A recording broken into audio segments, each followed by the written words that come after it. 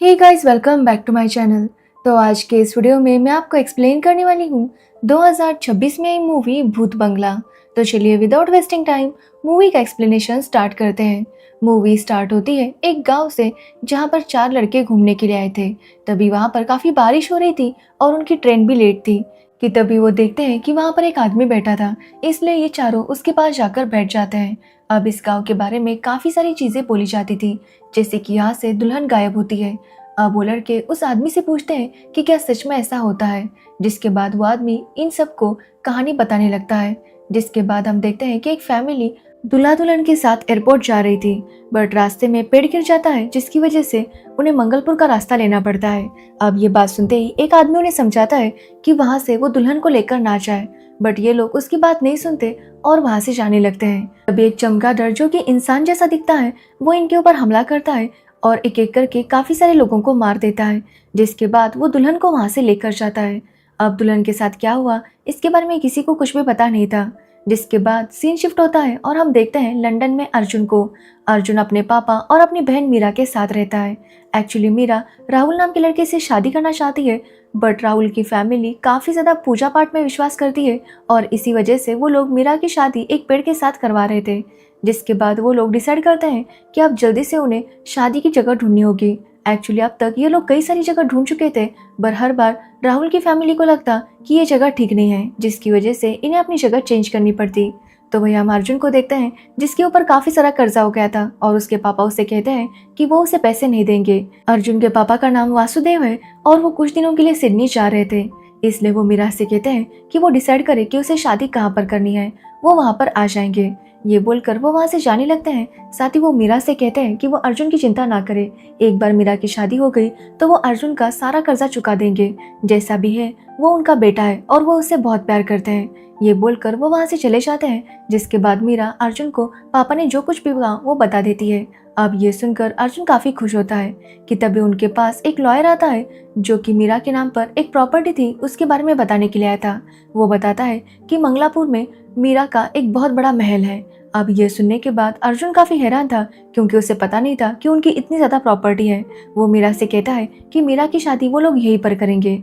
अब ये सुनकर मीरा काफी हैरान थी, क्योंकि उसे उस जगह के बारे में कुछ भी पता नहीं था। साथ ही वो कंफ्यूज थी कि आखिर उसे ये प्रॉपर्टी कैसे मिल सकती है।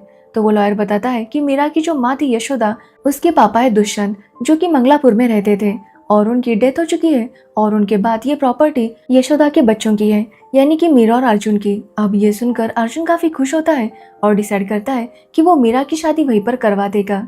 अब मीरा पहले तो इसके लिए कन्विंस नहीं हो रही थी, बट अर्जुन के कहने पर वो मान जाती है।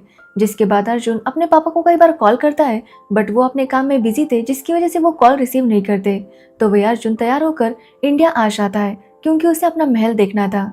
अब यहाँ पर आने के बाद उसे पता चलता है कि उनका जो महल है वो बहुत ज़्यादा खंडर हो चुका था। मतलब ये बाहर से खंडर था, बट अंदर से काफ़ी अच्छा था। इसलिए वो डिसाइड करता है कि वो मीरा की शादी यहीं पर करवा देगा। साथ ही इनका जो केयरटेकर था, अर्जुन उसे कहता है कि वो लोगों को लेकर आए ताकि यहाँ पर साफ सफाई हो सके।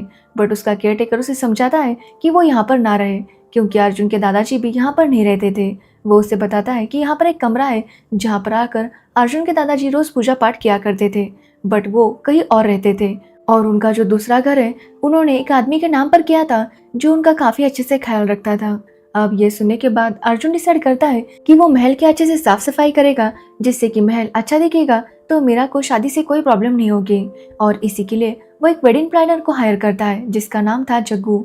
एक्चुअली जब जग्गू वहां पर आता है तो अर्जुन के केयरटेकर को भी पता चल जाता है कि अर्जुन यहाँ पर मीरा की शादी करने वाला है। जो सुनकर उसका केयरटेकर उसे समझाने की कोशिश करता है कि इस गांव में किसी की भी शादी नहीं होती, और अगर किसी की शादी हो जाती है तो दुल्हन को वधूसुर उठाकर लेकर जाता है, साथ ही वो दुल्हन को भी मार देता है। अब ये सुनकर अर्जुन काफी हैरान था। वो अपने केयरटेकर से पूछता है कि आखिर ये वधूसुर कौन है। तो उसका केयरटेकर उसे वधूसुर की कहानी बताता है। एक्चुअली एक असुर कन्या को एक देवता से प्यार हो गया, जिसके बाद वो प्रेग्नेंट हो गई। बट उसके बाद देवताओं ने और असुरों ने दोनों ने ही उन्हें अपनाने से मना कर दिया। बट फिर भी उस असुर कन्या ने एक बच्चे को जन्म दिया। जिसके बाद देवताओं ने उसके ऊपर हमला किया, तो वो अंधेरों के राजा के पास चली गई और उसे अपने बच्चे को दे दिया, जिसके बाद उसकी मौत हो गई। अब अंधेरों के राजा ने उस बच्चे को चमगादड़ के साथ छुपा दिया और वो बच्चा उसी अंधेरे में पला बढ़ा। जब वो बड़ा हो गया तो उसने शिवजी की तपस्या की और शिवजी ने उसे वरदान दिया कि या तो उसकी मौत उसके खुद के हाथों होगी या फिर उसके किसी वंशज के हाथों। जिसके बाद उस असुर ने देवताओं पर हमला कर दिया। ये देखकर देवता समझ गए कि वो असुर काफी ज्यादा खतरनाक है और वो लोग उसका मुकाबला नहीं कर पा रहे थे, इसलिए वो विष्णु भगवान के पास गए। जिसके बाद विष्णु भगवान ने एक अप्सरा वृक्षिणी को बिजली की शक्तियां देकर वधुसुर के पास भेज दिया।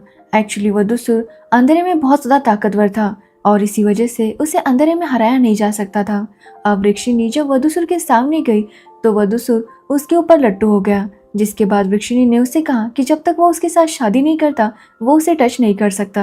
अब ये सुनने के बाद वधुसुर ने वृक्षिणी के साथ शादी की, जिसमें वधुसुर जब वृक्षिणी को हार पहना रहा था तो वृक्षिणी ने उसका हाथ पकड़ लिया और उसके पास जो खंजर था उसी से वधुसुर को मार दिया और इस तरह से वधुसुर की मौत हो गई। उसकी लाश जहाँ पर थी वहीं पर एक मंदिर बनाया गया। एक्चुअली वहाँ पर कुछ तांत्रिक लोग थे जो कि वधुसुर को पूछते थे और उसे फिर से जिंदा करने की कोशिश में लगे हुए थे। अब ये देखकर वृक्षिणी भी वहाँ पर एक बड़ा सा पेड़ बनकर रुक गई ताकि वो लोग वधुसुर को कभी भी जिंदा ना कर सके, क्योंकि वधुसुर की मौत तो हो गई थी बट उसकी आत्मा अभी भी भटक रही थी। उसे एक नई नवेली दुल्हन से धोखा मिला था और इसी वजह से वो दुल्हनों को मारा करता था। यहाँ पर काफी सारी दुल्हनों की मौत हो चुकी थी, इसलिए अब इस गांव में कोई भी शादी नहीं करता। अब ये सुनकर अर्जुन कहता है कि आखिर इस गांव में अगर कोई शादी नहीं करता तो यहाँ पर इतने सारे मैरिड लोग कैसे हैं। तो यहाँ पर केयरटेकर बताता है कि एक्चुअली वो लोग गंगा पार करके शादी करते हैं, क्योंकि गंगा नदी बहुत ज्यादा पवित्र है और वधुसुर उसे पार नहीं कर सकता। अब ये सुनने के बाद भी अर्जुन उसकी बात मानने के लिए तैयार नहीं था। जिसके बाद हम प्रिया नाम की लड़की को देखते हैं जो कि पुलिस स्टेशन जाती है। एक्चुअली जो लड़की मिसिंग हुई थी, यानी कि जो दुल्हन मारी गई थी, प्रिया उसकी बहन थी और वो अपनी बहन के बारे में जानना चाहती थी। बट पुलिस वाले उसे कहते हैं कि जैसे उन्हें कुछ पता चल जाएगा वो उसे बता देंगे।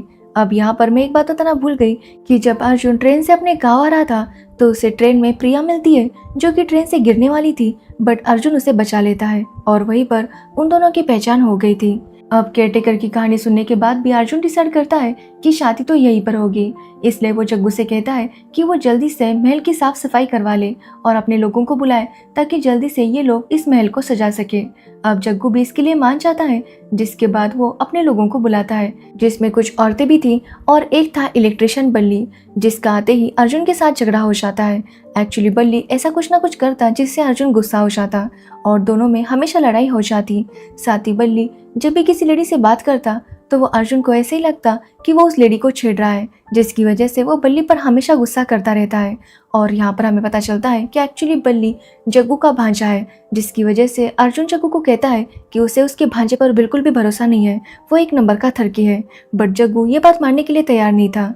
तो वही बल्ली जब वायरिंग कर रहा था तो कुछ गड़बड़ हो जाती है, जिसकी वजह से शॉर्ट सर्किट हो जाता है और अर्जुन जब ये देखकर स्विच ऑफ करने की कोशिश करता है तो उसे बहुत बड़ा करंट लगता है और वो वहीं पर गिर जाता है। जब अर्जुन को होश आता है तो प्रिया उसे सीपीआर दे रही थी। एक्चुअली अर्जुन की धड़कन कुछ टाइम के लिए बंद हो गई थी, बट प्रिया के सीपीआर देने के बाद वो चालू हो गई थी, यानी कि प्रिया की वजह से अर्जुन की जान बची थी, जिसकी वजह से अर्जुन काफ़ी खुश हो जाता है। अब यहाँ पर प्रिया उसे बताती है कि वो एक राइटर है और उसे इस गांव में काफ़ी सारी इंटरेस्टिंग स्टोरीज के बारे में पता चला है, इसलिए वो यहाँ पर रुककर इन स्टोरीज को लिखना चाहती है। लेकिन अभी उसे सीतापुर जाना है, इसलिए वो वहाँ जाने के लिए निकलती है। तो अर्जुन उसे बताता है कि उसकी बहन की शादी होने वाली है तो वो जल्दी वापस आ जाए और शादी में भी आ जाए। अब ये सुनने के बाद प्रिया भी इसके लिए मान जाती है, जिसके बाद वो वहाँ से निकल जाती है। तो वही रात को हम बल्ली को देखते हैं जिसे एक चमगादड़ दिखाई दे रहा था, जो देखकर वो काफ़ी डर जाता है। जिसके बाद वो चमगादड़ उसके ऊपर अटैक करता है और कहीं ना कहीं बल्ली को उसने पजेस कर लिया था। जिसके बाद हम अर्जुन को देखते हैं जिसे लगता है कि बल्ली फिर से किसी लेडी को छेड़ रहा है और इसी वजह से वो जग्गू को वहाँ पर लेकर आता है और वो दोनों मिलकर बल्ली का पीछा करने लगते हैं। तो बल्ली उनके महल के पीछे जो जंगल था वहाँ पर जाने लगता है। वो उसका पीछा करते करते वहाँ पर जाता है तो वो देखता है कि जैसे केयरटेकर ने कहा था वहाँ पर एक चमगादड़ का मंदिर था और वहीं पर वृक्षिणी का पेड़ भी था, जिसके बारे में बल्ली खुद उन्हें बताता है कि तभी उनके ऊपर सारे चमगादड़ हमला करते हैं और बल्ली होश में आ जाता है। बट उसे पता नहीं चल रहा था कि आखिर वो यहाँ पर कैसे आ गया। जिसके बाद ये दोनों वहाँ से भाग निकलते हैं। तो वही हम जग्गू को देखते हैं जो कि एक गटर में पड़ा हुआ मिल जाता है। साथ ही हम देखते हैं कि अर्जुन को कुछ लोग दिखाई दे रहे थे जो कि बाकी किसी को दिखाई नहीं दे रहे थे, बट अर्जुन इस चीज को नोटिस नहीं करता। जिसके बाद वो किसी काम से मार्केट जाता है तो उसकी फिर से मुलाकात प्रिया से होती है। अब प्रिया को वहां देखकर अर्जुन काफी खुश होता है और प्रिया को बताता है कि जैसे उन्होंने वधूसुर के उस मंदिर के बारे में सुना था, वो मंदिर उसने देखा है। अब ये सुनने के बाद प्रिया इसके लिए काफी एक्साइटेड थी, जिसके बाद अर्जुन उसे उस मंदिर के पास लेकर जाता है, जहाँ रास्ते में वो अपना कैमरा रख देता है ताकि वो उसके और प्रिया के कुछ फोटोज क्लिक कर सके। अब यहाँ पर हम समझ पाते हैं कि अर्जुन प्रिया को पसंद करने लगा था। अब वो दोनों जैसे ही उस वृक्षिणी के पेड़ के पास जाते हैं, वहां से आवाज आने लगती है और जैसे ही वो लोग अंदर देखते हैं, वहां से काफी सारे चमगादड़ बाहर आ जाते हैं और एकदम से अंधेरा छाने लगता है। ये देखकर प्रिया उसे कहती है कि उन्हें जल्दी से यहाँ से निकलना होगा, क्योंकि वधूसुर हमेशा अंधेरे में आता है। जिसके बाद वो दोनों ही वहां से निकल जाते हैं। अब अगले दिन अर्जुन के पापा अर्जुन को कॉल करते हैं और उसे डांटने लगते हैं कि आखिर वो वहां पर क्यों गया है। जिस पर अर्जुन उन्हें समझाने की कोशिश करता है, बट उसके पापा उसे कहते हैं कि वो वहां पर आ रहे हैं, बट तब तक वो गीतापुर जाकर गुरुजी से बात करें। जिसके बाद अर्जुन गीतापुर जाता है और गुरुजी से पूछता है कि उसे उस महल में शादी करनी चाहिए या नहीं। जिस पर गुरुजी उसे कहते हैं कि वो अभी तो वहाँ पर नहीं आ सकते, बट वो अपने एक बंदे को भेजते हैं जो कि वहाँ पर देखकर उन्हें बताएगा कि वहाँ के हालात क्या है। जिसके बाद उनका बंदा जब वहाँ पर आता है तो वो उस रूम के पास जाता है जिसको लॉक किया गया था, और उसके अंदर जब वो झांक रहा था तभी एक शक्ति उसे पीछे फेंक देती है। ये देखकर वो समझ जाता है कि यहाँ पर कोई गड़बड़ है और वो अर्जुन से कहता है कि सनसेट होने से पहले उसे गीतापुर पहुंचना होगा, मतलब इस गांव को क्रॉस करना होगा। अब ये सुनने के बाद अर्जुन उसे अपनी कार में गांव के बाहर ले जाने लगता है, बट तभी अचानक से अंधेरा छाने लगता है और बहुत बड़ा तूफान आता है। ये देखकर वो गुरुजी वाला बंदा अर्जुन से कहता है कि यहाँ पर कोई मंदिर है क्या। जिसके बाद अर्जुन उसे बताता है कि यहाँ पर एक शिव का मंदिर है। अब वो दोनों भागते हुए शिव के मंदिर के पास जाने लगते हैं, जहाँ अर्जुन तो मंदिर में पहुंच जाता है, बट गुरुजी के शिष्य की गला कटकर मौत हो जाती है। ये देखकर अर्जुन समझ जाता है कि जरूर इस महल में कोई गड़बड़ है। इसलिए जब वो महल में आता है तो वो उस डोर को ओपन करने की कोशिश करने लगता है जहाँ पर लॉक लगा हुआ था, कि तभी उसे चमगादड़ का साया दिखाई देता है, जो कि कोई और नहीं बल्कि वधूसुर था। तभी अर्जुन को गुरुजी की बात याद आती है कि वधूसुर लाइट में कुछ भी नहीं कर सकता, जिसकी वजह से अर्जुन उसे बचने के लिए कभी टॉर्च ऑन करता तो कभी कोई दिया ऑन करता, बट वधूसुर उसका पीछा नहीं छोड़ रहा था, क्योंकि हर बार अंधेरा हो जाता और वो अर्जुन पर अटैक करता। जिसके बाद अर्जुन किसी तरह से अपनी कार में जाकर बैठ जाता है और लाइट ऑन करता है।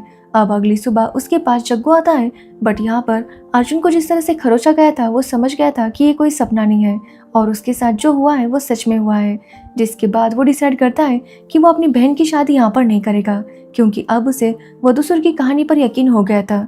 इसलिए वो अपनी बहन को समझाने लगता है कि वो यहाँ पर ना आए, बट तब तक उसकी बहन यहाँ पर आ गई थी, वो भी अपने इन लॉज के साथ। और उसके इन लॉज एक पंडित की बात माना करते थे, जिन्होंने कहा था कि अगर उनकी शादी इसी महल में हुई तो ही शादी हो पाएगी, वरना शादी नहीं हो सकती। जिसकी वजह से अब मीरा को कुछ भी करके यहाँ पर शादी करनी थी। अब ये देखकर अर्जुन उसे कुछ भी नहीं बताता और कहता है कि उसकी शादी यहीं पर होगी।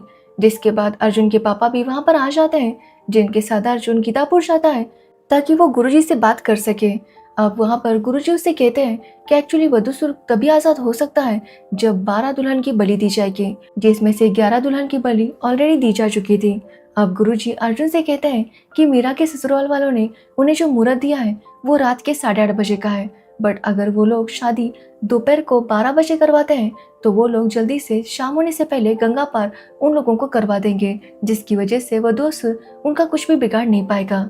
अब ये सुनने के बाद अर्जुन और उसके पापा भी इसके लिए मान जाते हैं। साथ ही वो गुरुजी अर्जुन से कहते हैं कि उसके दादाजी जहाँ पर पूजा किया करते थे उस रूम का दरवाजा ओपन करके उसे भी वहाँ पर पूजा करनी होगी, ताकि वधूसुर फिर से उन्हें परेशान ना करे। लेकिन अर्जुन के पास वहाँ की चाबी नहीं थी, बट उसे लगता है कि उसके दादाजी का जो दूसरा घर है वहाँ पर वो चाबी जरूर होगी। इसलिए वो वहाँ पर जाता है और उस आदमी से चाबी मांगने लगता है, बट जब वो आदमी चाबी देने से मना कर देता है तो अर्जुन उसके साथ फाइट करने लगता है और यहाँ पर दोनों में फाइट होने लगती है। तभी एक गोली की आवाज़ आती है, जो सुनने के बाद अर्जुन के पापा भी अंदर आ जाते हैं और वो देखते हैं कि एक्चुअली दुष्यंत यानी कि अर्जुन के जो दादाजी थे वो जिंदा थे, और ये देखकर सभी लोग काफ़ी हैरान थे। अब यहाँ पर दुष्यंत उनसे कहता है कि उनके लिए सबसे ज़्यादा इम्पोर्टेंट उनका बेटा है, इसलिए वो उनसे कहता है कि वो दोनों ही यहाँ से चले जाए। अब ये सुनने के बाद अर्जुन समझ नहीं पा रहा था कि आखिर ये सब कुछ चल क्या रहा है। वो वापस गुरुजी के पास जाता है तो गुरुजी अर्जुन के पापा से कहते हैं कि वो अर्जुन को सारा सच बता दे। जिसके बाद अर्जुन के पापा वासुदेव अर्जुन को पूरी कहानी बताते हैं। वो अर्जुन को बताते हैं कि अर्जुन उनका बेटा नहीं है। एक्चुअली दुष्यंत एक संत फैमिली से बिलोंग करता था और वो लोग काफी सालों से वधूसुर ना जागे इसके लिए पूजा पाठ किया करते थे। साथ ही उनके पास वेदों का काफी अच्छा ज्ञान था और वासुदेव और माधव दोनों उनके शिष्य थे। एक्चुअली माधव दुष्यंत का ही बेटा था। वो लोग जब वहाँ पर वेदों की पढ़ाई कर रहे थे तभी वहाँ पर यशोदा आई, जो कि बच्चों को डांस सिखाया करती थी। अब यहाँ पर वासुदेव जब पहली बार यशोदा को देखता है तो उसे पहली नजर में ही यशोदा से प्यार हो जाता है और यशोदा भी वासुदेव को पसंद करने लगी थी। बट यहाँ पर हम देखते हैं कि एक्चुअली माधव भी यशोदा को पसंद करता था। अब एक दिन माधव गलती से गलत श्लोक बोल देता है, जिसकी वजह से दुष्यंत उसे काफी डांटता है, जो देखकर यशोदा हंसने लगती है और इस बात से माधव काफी हर्ट हो गया था। जिसके बाद दुष्यंत वासुदेव और माधव को उसी रूम में लेकर जाता है जो कि महल में थी और जिसे लॉक लगाया गया था। वो कहता है कि यहाँ पर वो लोग पूजा पाठ किया करते थे ताकि वधूसुर की आत्मा जाग ना जाए, क्योंकि वधूसुर की आत्मा जाग गई तो उसे हराना बहुत ज्यादा मुश्किल है, लेकिन जो भी वधूसुर की आत्मा को जगाएगा उसकी हर इच्छा पूरी होगी। बट वो कहते हैं कि उनका काम है कि वो लोग वधूसुर को जागने से रोके और इसी के लिए उन्होंने वहाँ पर एक सेटअप किया था। जब बहुत सालों पहले काफी सारे पुजारी लोग वहाँ पर आकर उन्होंने जब मंत्र बोले थे तो उन सबको रिकॉर्ड किया गया था और उसी की आवाज को वहाँ पर चलाया जाता था ताकि वधूसुर की आत्मा वापस जागे नहीं। अब यहाँ पर दुष्यंत वासुदेव और माधव दोनों को समझाता है कि हर एक मंत्र बहुत ज्यादा इंपॉर्टेंट होता है, इसलिए वो उसमें बदल नहीं कर सकते, नहीं तो बहुत बड़ा नुकसान हो सकता है। जिसके बाद एक दिन त्योहार आता है जहाँ सबके सामने दुष्यंत अनाउंस करता है कि यशोदा और वासुदेव की शादी होने वाली है, क्योंकि वो दोनों एक दूसरे को पसंद करते हैं। अब ये बात जब माधव सुनता है तो वो काफी ज्यादा गुस्सा हो जाता है, क्योंकि उसे यशोदा नहीं मिल रही थी और इसी वजह से वो उस रूम में जाता है और वहां से वधूसुर को जगाने लगता है। बट उसकी आवाज सुनकर दुष्यंत भी वहां पर आ जाता है, बट तब तक वधूसुर ने माधव को पोजेस कर लिया था। यहाँ पर दुष्यंत माधव को समझाने की काफी कोशिश करता है कि वो वापस आ जाए, वो उसे जो चाहिए वो दे देगा। अब ये सुनने के बाद माधव कहता है कि उसे यशोदा चाहिए। अब ये सुनने के बाद दुष्यंत इसके लिए भी मान जाता है। जिसके बाद दुष्यंत वासुदेव से कहता है कि वासुदेव की पढ़ाई पूरी हो चुकी है और दुष्यंत उसे गुरु दक्षिणा में यशोदा मांगता है। जो सुनकर वासुदेव काफी हैरान था, तो दुष्यंत उसे बताता है कि माधव यशोदा को पसंद करता है, इसलिए वासुदेव को यशोदा को छोड़ना होगा। अब वासुदेव गुरुजी को मना नहीं कर सकता था, जिसकी वजह से वो यशोदा को ऐसे दिखाता है कि उसे शादी में कोई इंटरेस्ट नहीं है, उसे तो बस यशोदा के साथ रोमांस करना था। अब ये बात जब यशोदा को पता चलती है तो वो काफी ज्यादा रोने लगती है और वो वासुदेव के साथ शादी नहीं करना चाहती थी। जो देखकर दुष्यंत यशोदा से कहता है कि यशोदा की शादी होने वाली थी, ये बात सबको पता है और अगर अब उसकी शादी नहीं हुई तो उसके मम्मी पापा की काफी ज्यादा इंसल्ट होगी। अब ये सुनने के बाद यशोदा दुष्यंत से कहती है कि वही कोई रास्ता निकाले, जिसके बाद दुष्यंत उसे कहता है कि वो माधव के साथ शादी कर ले। अब यशोदा भी इसके लिए मान जाती है, जिसके बाद उन दोनों की शादी हो जाती है। अब एक दिन जब यशोदा सो रही थी तभी उसे कुछ अचानक से आवाज आती है, तो वो देखती है कि माधव कहीं पर जा रहा था, इसलिए वो उसे फॉलो करते हुए वहां पर आ जाती है। तो माधव महल में आ गया था क्योंकि वधूसुर ने उसे पजेस कर लिया था। तो वही दुष्यंत वधूसुर से रिक्वेस्ट कर रहा था कि वो उसके बेटे को छोड़ दे। अब ये सब कुछ यशोदा देख लेती है और वो वहां से चिल्लाकर भागने लगती है कि तभी वहां पर वासुदेव आता है और यशोदा उसे कहती है कि वो उसे जल्दी से यहाँ से लेकर जाए। जिसके बाद वो दोनों भागकर लंदन गए थे और तभी अर्जुन का जन्म हुआ था, यानी कि अर्जुन असल में माधव का बेटा है और दुष्यंत का पोता है। यहाँ पर वासुदेव अर्जुन को बताता है कि यशोदा अर्जुन और मीरा को इस सब से दूर रखना चाहती थी ताकि वो दोनों सेफ रहे। अब ये सुनने के बाद अर्जुन काफी इमोशनल हो जाता है, क्योंकि वासुदेव ने हमेशा उसे एक पिता जैसा ही प्यार किया था, इसलिए वो ही उसका पिता था। जिसके बाद हम देखते हैं कि गुरुजी उनसे कहते हैं कि एक्चुअली इन सबको दुष्यंत ने फंसाया है। यहाँ पर वो बताते हैं कि एक्चुअली दुष्यंत अपने बेटे को बचाना चाहता है और इसी वजह से वो दुल्हनों को मार रहा है, क्योंकि जब 12 दुल्हनों की बलि दी जाएगी तो ही वधूसुर जाग पाएगा और जब वो जागेगा तभी वो उसके बेटे को छोड़ सकेगा और इसी वजह से दुष्यंत ही उन लड़कियों को मार रहा था। अब गुरुजी कहते हैं कि वो लोग मीरा की शादी दोपहर को करवा देंगे, जिसके बाद सनसेट से पहले उसे गंगा पार भेज देंगे, जिसकी वजह से उसकी जान को खतरा नहीं होगा। बट राहुल के पंडित को पता चल जाता है कि इन लोगों ने मुहूर्त बदला है, जिसकी वजह से वो काफी गुस्सा हो गया था और राहुल की फैमिली तो उस पंडित पर पूरी तरह से भरोसा करती थी और इसी वजह से वो लोग डिसाइड करते हैं कि अगर शादी उस मुहूर्त में नहीं हुई, यानी कि रात को 8:30 बजे, तो शादी नहीं होगी। अब ये सुनने के बाद मीरा के पापा शादी से इनकार कर देते हैं, बट मीरा इससे काफी नाराज थी। वो अपने पापा से कहती है कि अगर उसकी शादी राहुल के साथ नहीं हुई तो वो किसी और के साथ भी शादी नहीं करेगी। अब ये सब सुनने के बाद अर्जुन डिसाइड करता है कि जैसा राहुल के घर वाले चाहते हैं उसी मुहूर्त पर शादी होगी। जो सुनकर उसके पापा भी काफी हैरान थे। तो अर्जुन उनसे वादा करता है कि वो अपनी बहन को कुछ भी होने नहीं देगा। जिसके बाद शादी का फंक्शन स्टार्ट हो जाता है, जहाँ पर सब लोग एंजॉय कर रहे थे। जिसके बाद जैसे ही शादी हो जाती है वधूसुर वहाँ पर आ जाता है। ये देखकर अर्जुन तुरंत मीरा को एक रूम में लेकर जाता है और उसके सामने टॉर्च रखता है और उससे कहता है कि चाहे कुछ भी हो जाए वो इस लाइट को बंद ना करे। तो वही पूरे महल की लाइट चली गई थी, जिसकी वजह से कुछ भी समझ में नहीं आ रहा था। अब अर्जुन जब बाहर जाकर देखने लगता है कि तभी हम देखते हैं कि वधूसुर वहां पर आ जाता है और वो मीरा को पकड़कर ले जाता है। जिस बारे में जैसे अर्जुन को पता चलता है वो मीरा को ढूंढने लगता है। बट तभी हम देखते हैं कि जिन दुल्हनों की मौत हुई थी उनकी आत्मा अर्जुन को रास्ता दिखा रही थी, यानी कि अर्जुन मरे हुए लोगों को देख सकता था। अब जो दुल्हनें उसे रास्ता दिखा रही थी उनमें से एक प्रिया भी थी, बट अर्जुन उसे नोटिस नहीं कर पाता। बट हम वो देखकर समझ पाते हैं कि प्रिया भी भूत है। अब अर्जुन किसी तरह से उन्हें फॉलो करता हुआ वधूसुर के मंदिर के पास पहुंच जाता है, जहां पर वो देखता है कि दुष्यंत मीरा की बलि चढ़ाने की प्रोसेस कर रहा था। तभी हम देखते हैं कि माधव भी वहीं पर था, जिसे वधूसुर ने पोजेस कर लिया था और वो अर्जुन पर हमला कर रहा था। अब अर्जुन और वधूसुर में फाइट होने लगती है, जहां पर वधूसुर अर्जुन पर काफी ज्यादा भारी पड़ रहा था क्योंकि उसके पास बहुत ज्यादा पावर थी। तो वही मीरा पूरी तरह से हिप्नोटाइज थी। जिसके बाद हम वासुदेव और गुरुजी को देखते हैं, जो महल में जो लॉक वाला रूम था उसे वो तोड़ देते हैं और वो उस रूम में चले जाते हैं। जिसके बाद वहाँ पर जो इक्विपमेंट था जिसमें मंत्र का रिकॉर्डिंग था उसे वो ऑन करने की कोशिश करने लगते हैं। तो वही हम यहाँ पर अर्जुन को देखते हैं, जो कि वधूसुर के साथ फाइट कर रहा था। बट वधूसुर उसके ऊपर काफी भारी पड़ रहा था और वो अर्जुन को काफी ज्यादा पीट देता है कि तभी उसके पापा और गुरुजी मिलकर उस मशीन को ऑन कर देते हैं, जिसकी वजह से उन मंत्रों की आवाज हर तरफ घूमने लगती है और इसकी वजह से वधूसुर पूरी तरह से जाग नहीं पा रहा था। कि तभी हम अर्जुन को देखते हैं, जिसके ऊपर वधूसुर ने काफी हमला किया था और अर्जुन जाकर वृक्षिणी के पेड़ के पास जाकर गिर जाता है। जिसके बाद जैसे वधूसुर अर्जुन के ऊपर हमला करने वाला था, अर्जुन उस पेड़ की लकड़ी तोड़ता है और वधूसुर पर अटैक करता है, जिसकी वजह से वधूसुर की मौत हो जाती है। जो देखकर दुष्यंत पूरी तरह से टूट गया था। जिसके बाद वो मीरा को मारने वाला था ताकि वो वधूसुर को जगा सके, बट तब तक अर्जुन उसे भी मार देता है और दुष्यंत की भी मौत हो जाती है। जिसके बाद अर्जुन मीरा को होश में लाता है और वहां से निकलने लगता है। तो वही वधूसुर को जगाने का ये लास्ट दिन था और अगर वो आज नहीं जागा तो कभी भी जाग नहीं सकता था।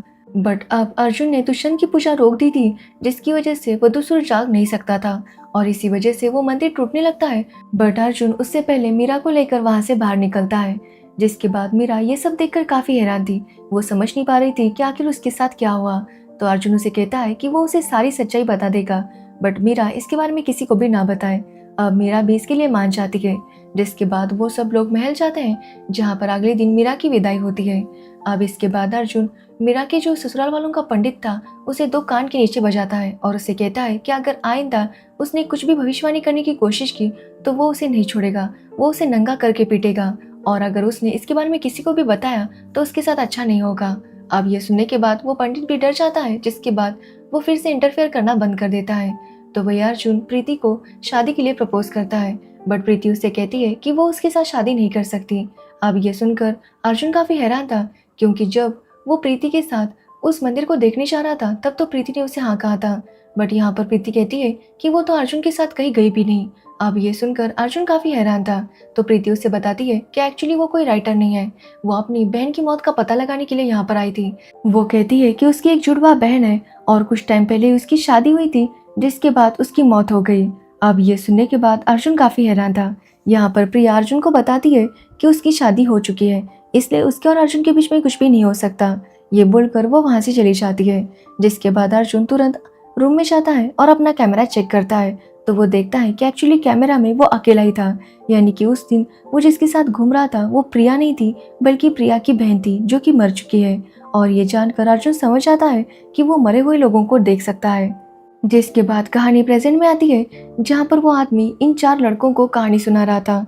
अब ये कहानी सुनने के बाद वो लड़के उससे पूछते हैं कि क्या वो सभी लोग वापस चले गए, जिस पर वो आदमी कहता है कि सब लोग नहीं गए, अर्जुन यहीं पर रुक गया और यहाँ पर रहकर वो पूजा पाठ करता है ताकि उसके पापा की आत्मा को मुक्ति मिल जाए, यानी कि माधव की आत्मा को। अब ये सुनने के बाद वो लड़के वहाँ से जाने लगते हैं और वो उस आदमी से पूछते हैं कि क्या ये कहानी सच में असली है, जिस पर वो आदमी कहता है कि ये तो उनके मानने पर डिपेंड करता है। एक्चुअली ये आदमी कोई और नहीं बल्कि अर्जुन है, जो कि यहीं पर रुका हुआ है और वो अपनी पापा की मुक्ति के लिए प्रार्थना करता रहता है। और इसी के साथ ये मूवी एंड हो जाती है। तो ये थी भूत बंगला मूवी की स्टोरी। अगर आपको इस मूवी की स्टोरी और मेरा एक्सप्लेनेशन पसंद आया हो तो वीडियो को लाइक कमेंट शेयर ज़रूर करना और मेरे चैनल को सब्सक्राइब करना बिल्कुल मत भूलना। Thanks for watching video.